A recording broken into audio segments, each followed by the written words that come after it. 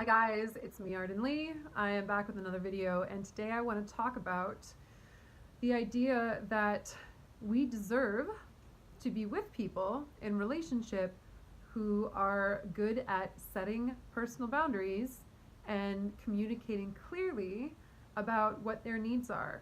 You would think that this is kind of an obvious thing to say, but there are really interesting ways that that the lack of this ability can show up, and I want to unpack those a little bit.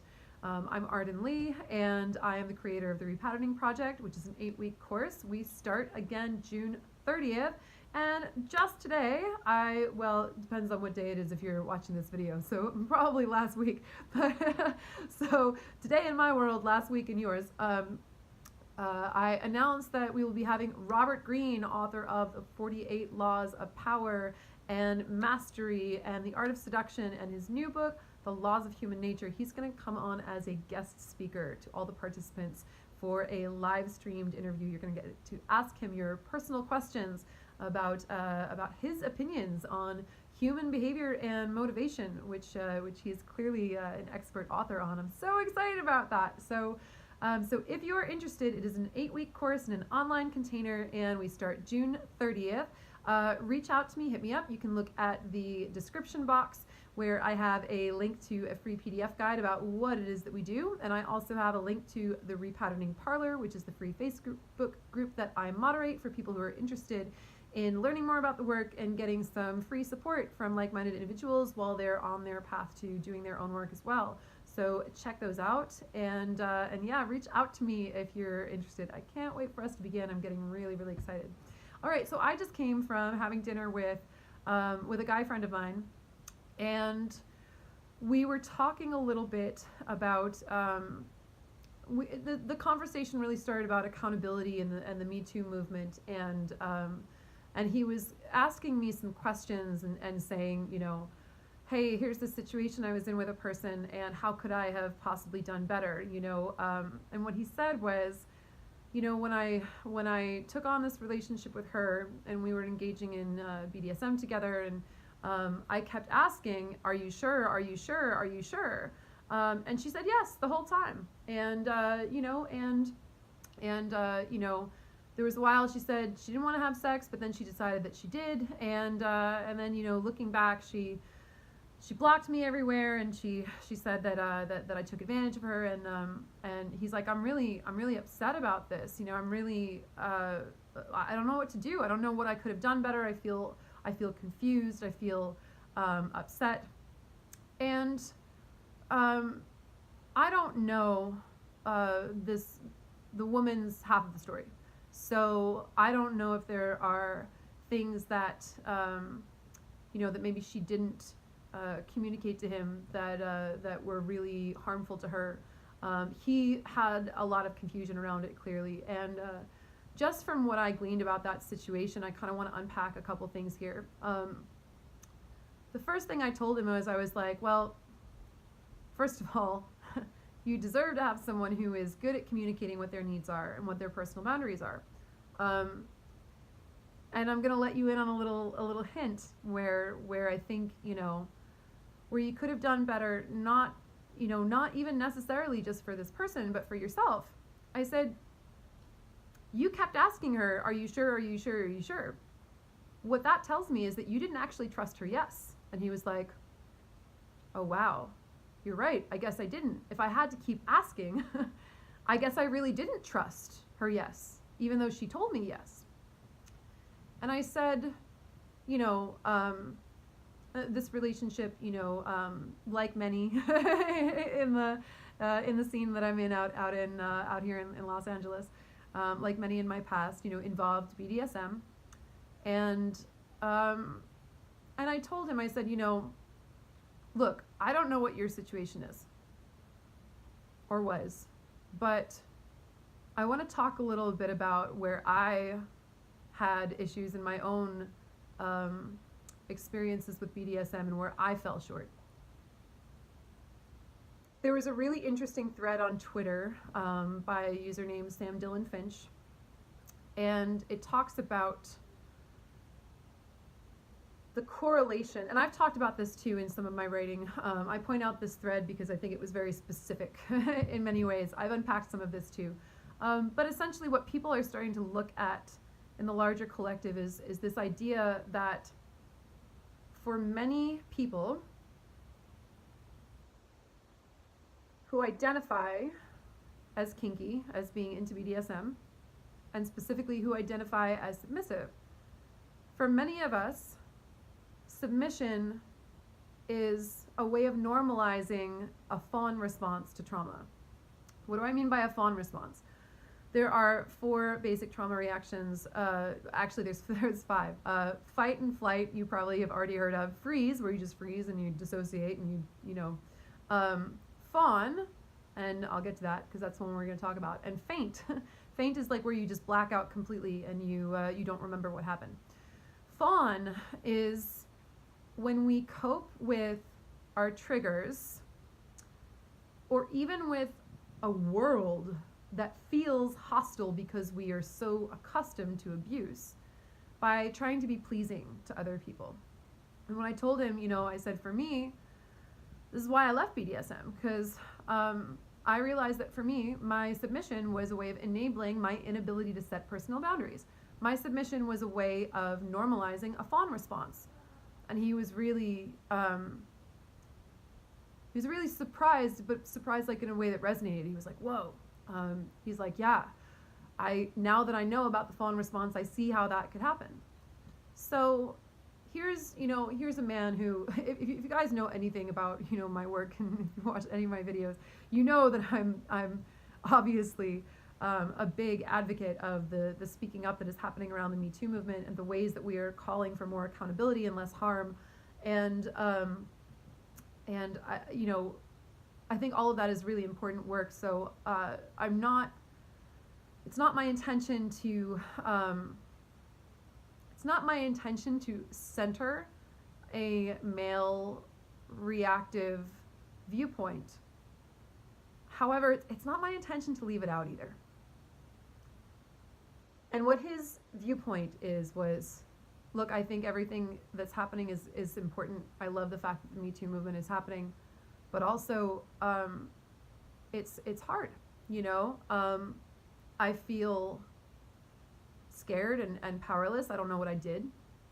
And, you know, I don't know all the time, like, how can I, you know, everything seemed to be fine, you know? I asked her, "Are you sure?" You know, she said she didn't want to have sex, and so we didn't. And then she decided she did, so we did. And you know, and then we had sex, you know, a bunch more, and then things fell apart, and she felt taken advantage of. And so what I said to him is, I was like, look, you deserve a partner who is capable of communicating their needs and boundaries to you. And I told him some of my history. And I said, look, you know, when I was a teenager, I tried and failed to legally emancipate myself from my abusive father. So I learned, quote unquote, that any attempt to set personal boundaries for myself was going to end in pain and humiliation and danger for me and continued abuse. So, and then through a learned helplessness response, right? Learned helplessness is when, like, you know, if you shock the dog while it's locked in a cage enough times and then you open the door, but you continue to shock the dog won't run out the door even though it's open because it's so used to the mistreatment, right? So I had a learned helplessness response where I was so used to being the dog in the cage all throughout my childhood, being stuck with a parental, you know, with parental abuse, you know, an abusive parental situation, that when I could leave and get into my own relationships, oftentimes I didn't because I was just so used to doing the same thing, right? And I'm not a stupid person, you guys, you know, but abuse really like sneaks up on you and stuff like that. So for me, my submission came about as a result of this sort of like, well, if I can't establish personal boundaries for myself and I can't leave, right? And these are unconscious, granted. Like, I never would have said at the time, like, oh, I'm incapable of setting boundaries for myself. No one ever says that, right? We never think that that's what's going on for us. Hi, Edgar. Edgar's so good at personal boundaries, you guys. I wouldn't have said any of those things, but naturally looking back, that's absolutely what was happening. My algorithm was like, well, I'll just be really pleasing to you as a submissive, and it just makes sense that if I'm pleasing and I add value to your life, then you'll want to protect me, right? So there are people who, whether they identify as submissive or not, although it is common, as as it's been pointed out by me and people like Sam Dillon Finch, that this submission and fawn response can often really go hand in hand. That submission can be a way of normalizing a fawn response trauma reaction. What happens is sometimes we get into relationships and we don't say what we need, and we don't, we don't communicate our personal boundaries because Edgar, no, down. Pardon me. Come on, you know better. You want to sit with me while I make the video? Okay. So we don't do this. We don't communicate our personal boundaries because we have these underlying fears that prevent us from feeling safe to do so, even if it's not remotely the fault of our partner. It might actually be the fault of our parent. The person who put us in the metaphorical dog cage with the electric shocks to begin with, right? So it might have nothing to do with what's going on in the present, but we're not able to speak up, and we're not able to say what we need, and unfortunately this can be common in BDSM, which is why there are a lot of people in that space now talking about, hey, consent might not be enough to prevent harm. Doesn't mean that there was a consent violation necessarily if, oh my goodness, are you having a phase, my darling? I'm so sorry. There might not actually be a consent violation if someone says, yes, I'm okay with this, but if they're not speaking up about the unspoken agreement, yes, I'm okay with being yours, yes, I'm okay with you doing this stuff to me, but implicitly what I'm hoping for, what I'm afraid to ask for, because I'm afraid to ask to have my needs met, is I'm hoping you'll take care of me, I'm hoping you'll protect me, I'm hoping you'll choose me, I'm hoping you'll do X, Y, Z. And so we get into this plea bargaining thing, right? We plea bargain for our value based on we plea bargain for our safety, our protection, our not being abandoned through the value that we attempt to add to the relationship. And you guys, no one is ever to blame for their abuse, but it really is on us to undo, unfortunately, it's on us to undo all the effects of that, so we don't go into relationships saying, well, I don't know how to, I don't know how to set personal boundaries. I don't know how to clearly ask for my needs to be met. I don't even know where my boundaries are. What I told my friend today was, I was like, look, I became a submissive because it was painful for me to even try and think about what my needs were. I don't want to even think, like, oh my gosh. And I mean that, you guys. Coming up with a need other than just like, don't abandon me, was terrifying. And it would be for someone with a history like mine.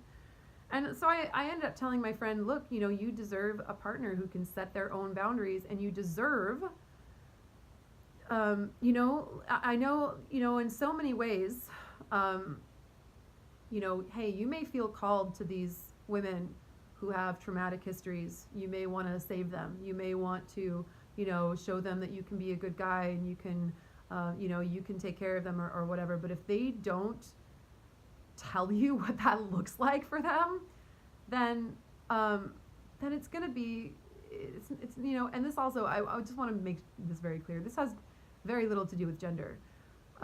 Absolutely, genders can be reversed. These can happen. These can show up in LGBT relationships. These can show up with non-binary people.